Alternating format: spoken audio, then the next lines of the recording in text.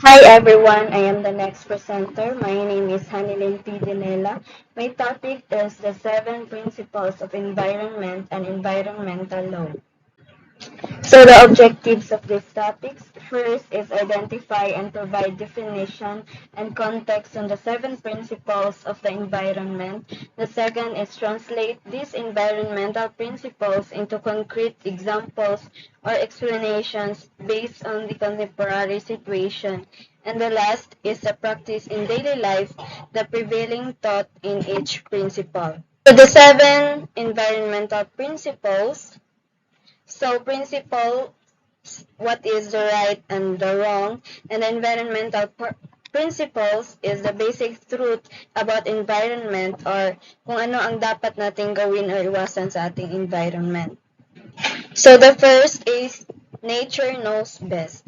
This principle is essential and encompasses all the others. Human beings must understand nature and abide by the rules imposed by nature.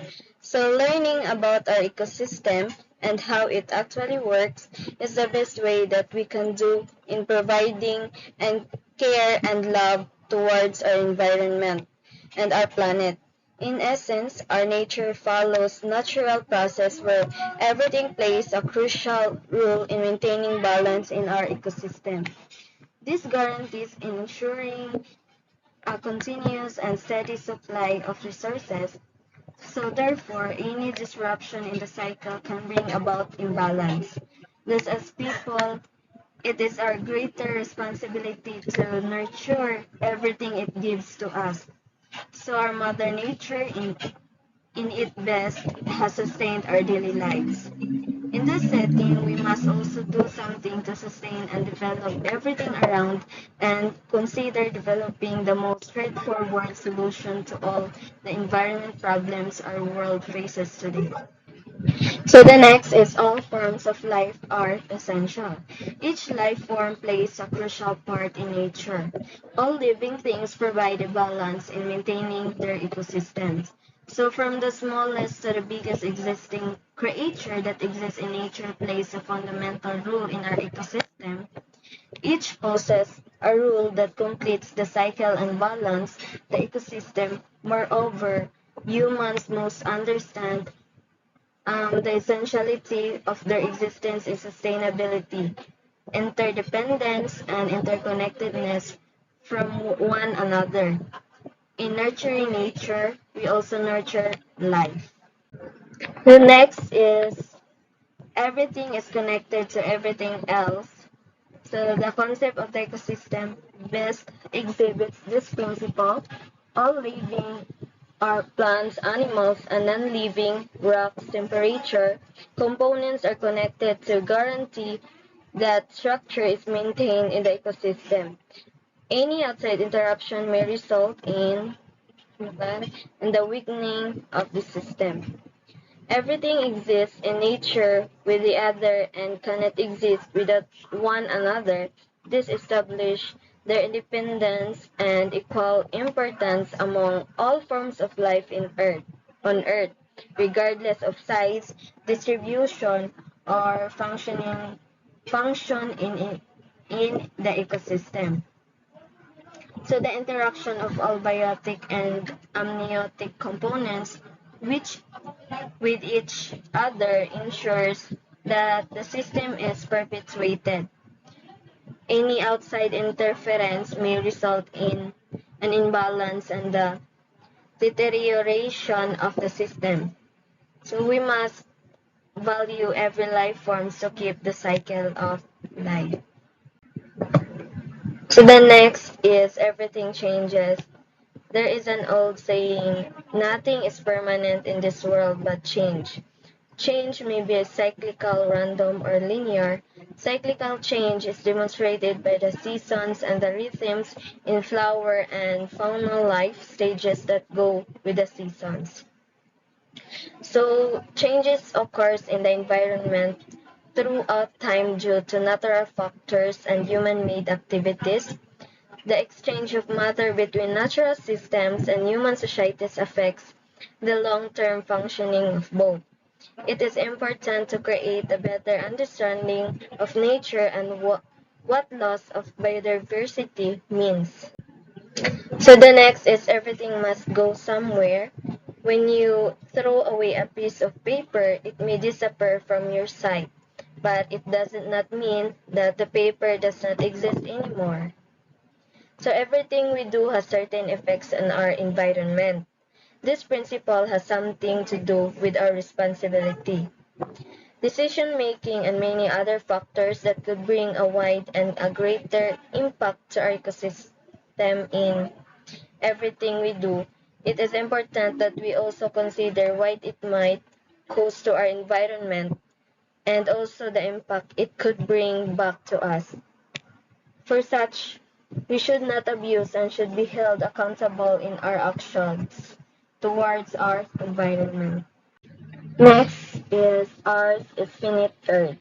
Planet Earth resources can be labeled either renewable or non-renewable. Renewable resources like water, plants, and animals can rapidly be restored by natural cycles. So the renewable and we have two kinds of Earth's resources, the renewable and non-renewable resources. But it's also important to keep in mind that even with all this abundance of resources, everything has its limitation and are consumable within the time frame. So given this situation, we have to practice resource conservation, safeguarding precious resources such as minerals, wildlife, trees, water, and other natural resources. By the judicious use of resources, we avoid waste and allow the environment to rejuvenate. So the next is nature is beautiful and wonderful, and we are stewards of God's creation. Among all creatures, God created human beings in His image, and we have been given the right to rule over all His creations. Being gifted with reason and brilliance, the human can manipulate creation to their own advantage. So humans are being regarded as the highest form of animal. We hold most of the responsibilities and are fundamentally part of nature and cannot live in the absence of nature. It is of utmost importance that we cultivate, weigh, and take extra effort to take care of our environment, even in little ways. When we take care of our environment, we do not only create a beautiful home for all of us, but also let all the most beautiful things present in our Mother Nature last for future generations. So that's all the 7 principles. So let's proceed to the laws in promoting environment protection. The first is Republic Act 9003, the Ecological Solid Waste Management Act of 2000, enacted into law on January 26, 2001. This provides for the Ecological Solid Waste Management Program and creates the necessary institutional mechanisms and incentives appropriation of funds and declaring certain acts prohibited and providing penalties. So, in a brief, describes a law enacted on January 26, 2001, establishing an ecological solid waste management program in the Philippines. The law aims to create institutional mechanisms, incentives, and penalties to ensure systematic and comprehensive waste management. It prioritizes public health and environmental protection, advocating for methods that maximize natural resources in environmentally sound manner. So the law encourages citizens to reduce, recycle, reuse, and properly dispose of solid waste. So it mandates the integration of waste management and resource conservation topics into the academic curricula of the Philippine schools to promote environmental awareness and action. So the next is Republic Act 9275, March 2004. Known as the Philippine Clean Water Act, it was turned into law in 2004 and provides for the country's comprehensive water quality management. So this is Act enacted in 2004 outlines a comprehensive framework for water quality management in the country. It emphasizes the importance of balancing economic development with the protection, preservation, and restoration of nature marine resources. The law aims to ensure that economic activities related to marine resources are conducted in a manner that prioritizes environmental conservation and sustainability. So the next is the Davao City Ecological Solid Waste Management Ordinance of 2009. So passed as local ordinance number 037110, this ordinance provides for a localized ecological solid waste management law, prohibiting certain acts, providing penalties for violations and for other purposes. So this topic is which establishes a localized ecological solid waste management law. The ordinance prohibits specific acts, outlines penalties for violations, and addresses various purposes related to waste management. So in Davao, the City Environment and Nature Resources Office, or CENRO, is tasked with enforcing these provisions. Notable highlights of the ordinance include the promoting of recyclable, reusable, or biodegradable grocery bags and containers, and the prohibition of non-biodegradable plastic bags and styrofoam or polystyrene foam as food containers. The ordinance aims to regulate waste practices at the local level, promoting environmentally friendly alternatives and discouraging the use of non-biodegradable materials. So the next is the city government also mandates that Davaoenos take the lead in the ecological solid waste management by being the first to segregate waste coming from their homes with the following categories. So the first is biodegradable or vegetable and fruit, fruit residues. So waste materials derived from natural resources that can decompose naturally over time, contributing to the nutrient cycle without causing long-term environmental harm. So the next is recyclable or plastic bottles and aluminum cans. So items that can be processed and manufactured into new products, reducing the need for raw materials and minimizing environmental impact through sustainable waste management practices. So the third is residual or sanitary napkin and diaper. So non-recyclable and non-biodegradable waste, often containing materials that pose challenges for conventional waste disposal due to their composition, potentially requiring specialized handling. And the last is the special waste, or rugs and batteries, waste materials that may have specific handling requirements due to their potential environmental impact or the presence of hazardous substances. Special waste often necessitates proper disposal methods to prevent harm to the environment and human health. So the next is this waste should be contained separately per category and properly secured upon disposal. Under the ordinance, these are the following prohibited acts.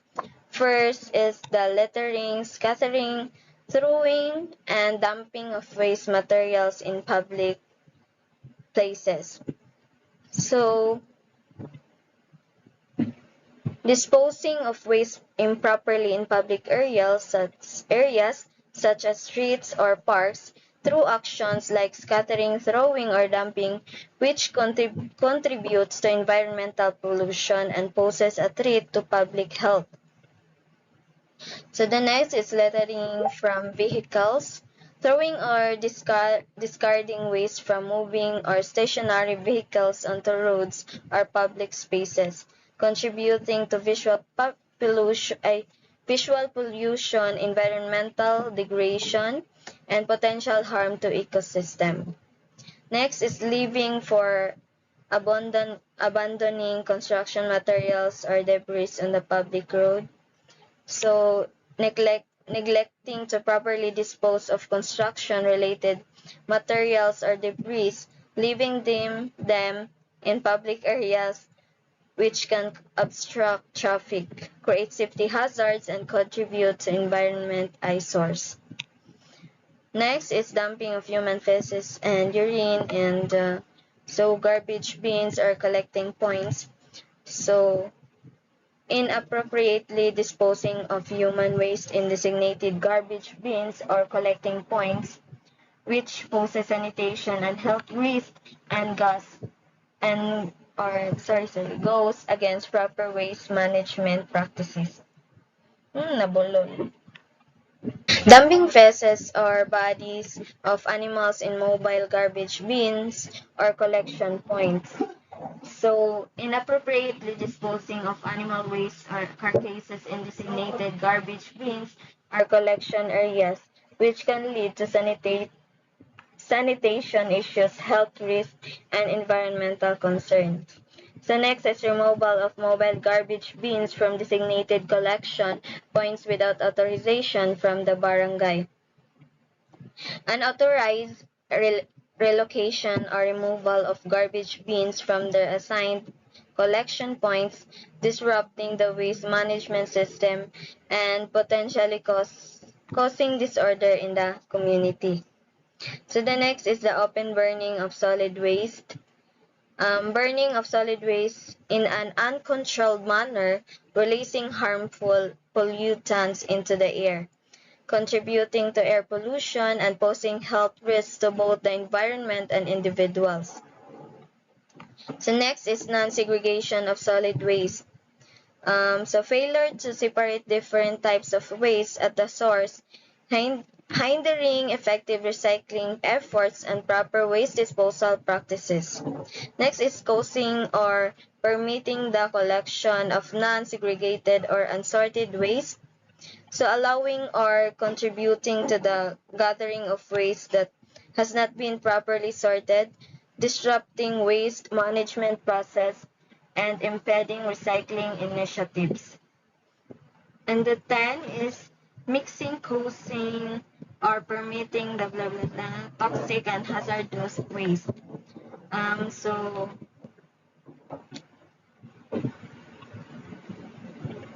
introducing or allowing the inclusion of hazardous and toxic waste from source like healthcare facilities or industries into general municipal waste, posing serious environmental and health hazards.